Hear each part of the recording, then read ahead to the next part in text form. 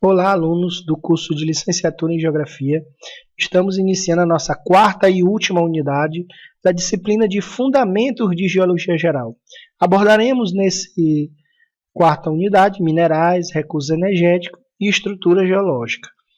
Temos como tópicos desta aula minerais, recursos minerais do Brasil, combustíveis fósseis, áreas cratônicas, principais bacias sedimentares. E aí, iniciaremos a aula com um questionamento. Como nasce um depósito mineral? Então, a origem está relacionada aos processos geológicos comuns, como o plutanismo, vulcanismo, intemperismo, sedimentação, metamorfismo e o hidrotermalismo. Então, isso tudo dá origem aos nossos depósitos minerais. A fonte pode ser uma rocha pré-existente particular, um sistema geológico mais complexo, como um magma, proporções mais profundas da natureza, porções mais profundas da Terra, na verdade. Fator de concentração é a razão entre o conteúdo, o teor, do mineral, de uma substância no minério e o seu Clark. O que é o Clark? É o teor médio de um elemento em um corpo qualquer, como, por exemplo, a crosta ou a litosfera. Nós trouxemos aqui um Clark, é uma unidade de medida de percentagem média dos minerais na crosta, relacionada ao teor de um mineral num dado depósito relativamente ao seu teor médio na crosta. Por exemplo, nós trouxemos aqui os elementos, por exemplo, o ouro, qual a concentração que eu acho? É de 0,04 ppm. Platina, 0,07. Agora, quando eu vou para chumbo, eu tenho 13. Então, é um mineral mais abundante, por exemplo, do que o ouro. O ferro, eu tenho um Clark de 50.000 ppm, então ele tem uma concentração muito maior que o ouro. Então, por exemplo, o ouro pode ser considerado um mineral raro, certo? Então, na verdade, e aí eu chego no nosso determinado ponto. O que é uma jazida mineral? O que são essas jazidas minerais? São concentrações, são suficientemente elevadas para permitir a exploração econômica.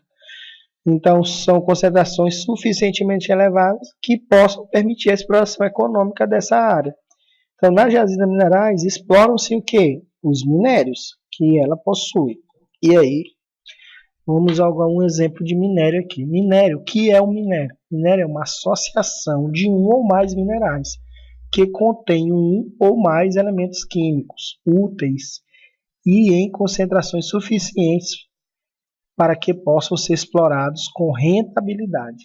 Então, por exemplo, nós temos aqui sulfetos polimetálicos e aqui um mineral também, o wolframio, a calcopirite. Então, são exemplos de minério, na verdade. E aí, o que é uma ganga? O que é uma ganga? O minério é explorado para um fim e tem de ser composto por uma mistura do mineral desejado com minerais não desejados. Então, eu chamo isso de ganga. Por exemplo, o mineral que eu desejo aqui na figura 1 é um minério, que são os sulfetos. Então, a minha intenção é explorar ele, mas só que ele está ligado intimamente aqui com outros minerais. E aí eu chamo esses outros minerais que não têm utilidade aqui para a exploração dessa jazida de ganga. Só para explicar aqui um pouquinho. Então, quais os principais minerais do Brasil que nós temos? Nós temos os minerais não metálicos, por exemplo, o amianto, o calcário, que é muito utilizado nas áreas agrícolas, o fosfato, o sal marinho, os minerais energéticos, como carvão, petróleo, urânio, xisto bituminoso, e os minerais metálicos, como alumínio, chumbo, cobre, estânio. Esses são os principais minerais aqui encontrados no Brasil: níquel, nióbio, ouro, titânio, tungstênio, zinco. São minerais metálicos. Então, se você observar aqui no Maranhão, nós vamos encontrar ouro aqui na região do Grupi, observando o mapa do Maranhão.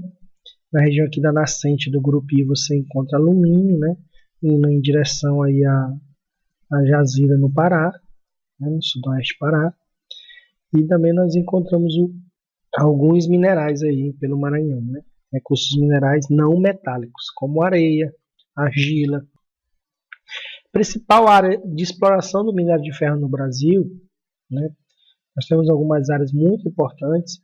Por exemplo, nós temos o quadrilátero ferrífero, que é o Planalto da Borborema aí, em Minas Gerais. É uma fotografia da área de exploração mineral. É muito importante aí na região de Minas Gerais, né? E aí nós temos a maior reserva mineral do mundo, né, de minério de ferro, que fica no plano das Guianas, que é a Serra dos Carajás, que é no Pará. Então aí é uma área de exploração da Companhia Vale do Rio Doce, mais conhecida como Vale. Aí nós temos, por exemplo, o Maciço do Urucum, né, que é no Planalto Mato Grossense, no Mato Grosso. Nós temos, por exemplo, o Vale do Rio Trombetas, que é a Serra do Espinhaço, no Pará. Aí é exploração de alumínio, bauxita, né? Então aí tem uma exploração de bauxita. Vocês observam que a exploração mineral é uma exploração que ela tende a ter uma devastação muito maior, né? Então vocês observam aqui nessa figura que a vegetação, né, foi totalmente retirada, o solo totalmente retirado. Então eu vou retirar o que? O subsolo. Então eu vou fazer retirada do subsolo. Então muito importante aí para a exploração mineral é ter um projeto de recuperação de áreas, né, degradadas após a finalização aí dessa exploração mineral. E aí nós vamos falar de combustíveis fósseis. Os combustíveis fósseis, eles são resultantes de processos que ocorreram ao longo da história da vida geológica da Terra, por exemplo, do carvão mineral, do soterramento de florestas, de pteridófitas, né, no passado. Esse material se fossilizou, né, e deu origem ao carvão mineral. Esses combustíveis, eles são considerados não renováveis. Por que eles são considerados não renováveis? Porque o tempo de formação deles é muito longo, o que não é possível a sua reposição. Então, esses combustíveis, não há essa possibilidade de reposição pela natureza, devido a um tempo geológico muito longo, e por isso eles são passíveis ao esgotamento, certo? O carvão mineral, o petróleo e o gás natural, assim como o gás do xisto, são recursos minerais fósseis mais utilizados no mundo na atualidade, né? Então, esses combustíveis aí são utilizados com bastante frequência, têm um poder calorífico alto, que gera grande quantidade de energia, o que favorece a produção de energia elétrica, assim como também a queima dos combustíveis para gerar energia mecânica, para mover, por exemplo, aviões, barcos, né, navios, trens, veículos automotores, né? Vamos falar um pouco do carvão mineral. Esse é o combustível que pode ser considerado o mais poluidor, porque a queima do carvão mineral, né, e dentre os combustíveis é o que é em estado sólido, né, assim como o xisto bituminoso, em estado sólido. A sua retirada também ela provoca grandes impactos ambientais. Mas a queima dele direta para a produção de energia também resulta em chuvas ácidas, né, liberação de muito enxofre no ar, o que pode gerar chuva ácida, enxofre e nitrogênio. Então a deposição de vegetais em bacias sedimentares no passado é que vai dar origem, né, ao carvão mineral. Esse material foi soterrado e promoveu a transformação da madeira no que eu vou chamar de carvão, a partir da perda de todos os elementos, né, e o enriquecimento de carbono. Então a idade das reservas de carvão mineral são da era paleozoica, aí, período carbonífero e o perminiano. Então o carvão mineral ele tem algumas fases. Então, por exemplo, da tufa, a primeira fase, né, aí eu venho o lignito, a hulha e o antracito. Então, em relação ao poder calorífico, o antracito tem um maior poder calorífico, né? Então, o lignito possui menor poder calorífico e a hulha e o antracito maior, né? Função, tempo de transformação. Para ser tufa, lignita, hulha ou antracito é o tempo que, né, quem é medido numa escala de tempo, né? Quanto maior o tempo, maior tempo que esse material está em processo de formação do carvão mineral, quanto maior o tempo, maior o poder calorífico. E aí ele foi nomeado dessa forma aí, tufa, lignito, hulha e antracito. Quais são os chamados cinturão carbonífero do Brasil? Então o Brasil, boa parte da área do Brasil, durante o período carbonífero, o período permiano, não tinham florestas, porque eram áreas submersas pelo mar, né, da época. Então os mares cobriam parte do território do Brasil. Então só uma pequena parte do território, no caso a região sul, havia a formação de árvores, vegetação, né? Então essa vegetação é que vai dar origem ao carvão mineral no Brasil, onde eu tenho dois cinturões carboníferos, né? Um que é localizado no Rio Grande do Sul, e outro que vai de Santa Catarina, Paraná até São Paulo, né? Que são os nossos cinturões carboníferos. O resto não há ocorrência de carvão mineral pelo Brasil.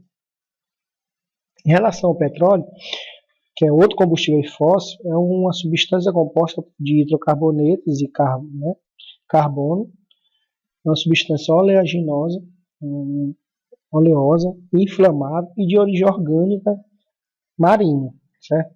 Sua formação exige uma presença de bacias sedimentares, tanto o carvão mineral como o petróleo se formam em áreas de bacias sedimentares, certo? Marítimas, rasas e fechadas, onde a matéria orgânica se deposita e sofre a transformação mediante a ação de bactérias anaeróbias. O processo de formação é lento e as jazidas de combustível, né, bem transformados, datam da época das eras Cenozoica, período terciário, e era Mesozoica, certo? Então, as bacias petrolíferas, as mais antigas, datam da era Mesozoica, certo? Mas nós temos bacias ainda do ponto de vista econômico, viáveis da área terciária. A primeira era, o primeiro período do Cenozoico. E aí nós temos algumas estruturas geológicas, né, no Brasil, que se refere aí à questão da classificação das unidades brasileiras, né? Então, encerrando aqui os combustíveis fósseis, vamos falar agora sobre a estrutura geológica. Então, o Brasil ele possui 3 unidades básicas, né, da estrutura geológica, que são os dobramentos antigos, formaram muito antigamente, né, lá no período, no éon pré-cambriano, ou que nós chamamos no Proterozoico, certo? As bacias sedimentares e os cratons ou escudos cristalinos, certo? Então, a nossa estrutura geológica do Brasil ela é formada por dobramentos, também chamado de cadeias orogênicas, são resultantes do erguimento lento e horizontal da crosta, certo? Então, ocorreu quando? Na era pré-cambriana, né? Seria aí no período arqueozoico e período proterozoico. E já foram bastante desgastadas, já foram as maiores montanhas, né? Hoje estão bastante desgastadas pelos agentes erosivos, principalmente a chuva e o vento, desgastam bastante essas áreas, e hoje são elevadas, mas ainda comparadas com as grandes montanhas, tem uma topografia, vamos dizer, bem inferior aos grandes dobramentos, como o Himalaia e os Andes, né? E aí nós temos uma segunda estrutura que nós vamos chamar de bacias sedimentares. As bacias são resultantes do acúmulo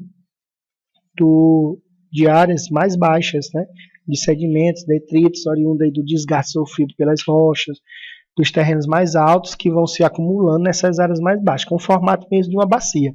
Imagina as bacias sedimentares como se fosse uma bacia. Só que ela vai sendo preenchendo aos poucos de sedimentos, e aí hoje o território brasileiro é recoberto por cerca de 64% de bacias sedimentares. E nelas encontram-se os combustíveis fósseis, como o carvão e o petróleo no Brasil, né? E o gás natural. Tá bom? As bacias sedimentares, elas formaram-se no início da formação. Eu tenho bacias sedimentares formadas até hoje. Até hoje eu tenho sedimentação, então nunca cessou de formar as bacias sedimentares. Mas as bacias sedimentares, ela tem início aonde? Então, a formação das bacias sedimentares é que marca o fim da era pré-cambriana, né? Ou para alguns autores aí da era proterozoica, para a era paleozoica. Então, essa divisão entre a era proterozoica e paleozoica, ela se dá pelo início do processo de sedimentação, da formação das bacias sedimentares. Porque até então, antes, não tinha...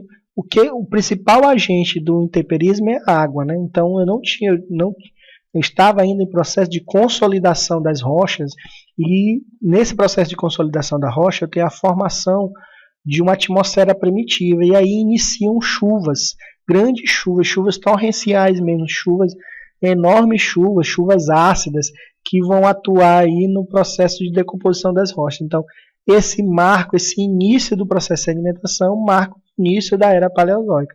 Então, o período que tem as bacias mais antigas no mundo datam da era paleozoica. Então, tem bacias na era paleozoica, na era mesozoica, na era cenozoica, né? Em todos os períodos dessas eras, tipo na Mesozoica, no Cretáceo, no Jurássico, todos eles eu tenho formação de bacias sedimentares. Então, eu tenho longínquas atividades vulcânicas, né, que vão dar origem às rochas, as lavas vão se endurecer e elas vão ter o que? São desgastadas, vão dar origem a solos de terra roxa, é um exemplo também, solos dispostos em camadas horizontais, e a conclusão, pouca ação do tectonismo no Brasil. Certo? E aí eu tenho uma terceira estrutura que nós vamos chamar de crátons ou escudos cristalinos. São terrenos mais antigos e amplamente erodidos e de baixa altitude no Brasil. Esses terrenos, os crátons, eles são encontrados no norte do Brasil e nas Guianas. São exceções, pois possuem grandes altitudes, né? O resto são baixas altitudes. Os crátons, eles se formaram na era pré-cambriana, né? Praticamente em 2 períodos. Se eu considerar a classificação que era pré-cambriana é o Éon, então o Arqueozoico e o Proterozoico são eras, né? Então eu tenho aí o período Arqueozoico e Proterozoico, né? Onde 32% do território brasileiro se formou, dos crátons, se formou no período Arqueozoico, e só 4% no período Proterozoico. Então vou tentar explicar para vocês. É como se as rochas como se o magma foi resfriando, formou as primeiras rochas. Essas rochas têm baixa densidade, certo? E logo em seguida, como a crosta ainda era muito fina, a litosfera muito fina, houve algumas rupturas da litosfera e o extravasamento do magma de partes inferiores se sobrepondo sobre rochas já formadas no período Arqueozoico. Então eu tenho derrames basálticos, derrames de lava sobre essas áreas, e essas derrames da era Proterozoica dão origem às nossas reservas de minerais metálicos. Então, onde estão as nossas reservas de minerais metálicos no Brasil? Nas áreas formadas no período Proterozoico, né? Porque esse mineral que tinha uma densidade maior, que estava abaixo, né, ele chega a extravasar devido à pressão, né, do magma sobre a litosfera, e ela ainda muito plástica e com pouca, em alguns pontos, podendo romper, e foi o que aconteceu. Então ele rompe e dá origem a esses terrenos proterozoicos, ricos em minerais metálicos. Então a estrutura de crátons pode ser classificada como 2 maneiras, né? Quando expostas à superfície, são chamados de escudos. Então, os escudos cristalinos são os crátons. Então, se você está lá no material, tem o nome escudo cristalino, né? É o cráton, né? E quando cobertas por estruturas sedimentares, são chamadas de embasamento cristalino. Então, é muito fácil. O embasamento cristalino está coberto por bacias sedimentares. São crátons, né? Só que não estão expostos. Os que estão expostos são chamados de escudos, certo? Então, quanto à geologia do Brasil, nós temos aí, por exemplo, terrenos sedimentares em amarelo. Ó. Nós temos aí muita área no norte, em área sedimentar, e aí erupções basálticas, né, terrenos oriundos de erupções basálticas do Triássico. Esse aí tem origem na separação dos não são reservas de minerais metálicos, não, porque não foram formadas no período proterozoico, viu? Só para ficar bem claro. Esses derrames aí têm relação a movimentação das placas tectônicas que ocorreu na era mesozoica, e aí eu venho em laranja sedimentos antigos da era paleozoica e mesozoica também, né? O em amarelo eu tenho sedimentos recentes da era cenozoica, então vocês podem ver eu tenho bacias formadas em todas as eras no Brasil, e aí eu venho o escudo cristalino, que é essa área marrom, que é datado do período pré-cambriano. Então nessa área aí que eu vou ter 32% do Arqueozoico, por exemplo, a Serra do Mar e da Mantiqueira foram formados nesse período, são estruturas bastante erodidas, já foram as maiores montanhas da Terra e hoje do Brasil, e hoje não são, né? E eu tenho aí na era proterozoica a Serra dos Pinhaços, né?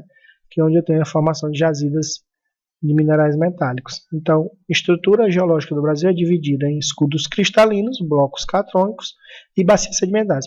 Nós não temos dobramentos modernos, nossos dobramentos são antigos. Essa última estrutura que eu falei, dobramentos modernos, ela só há onde eu tenho um choque de placas tectônicas, onde houve o dobramento, né, e origem essas montanhas.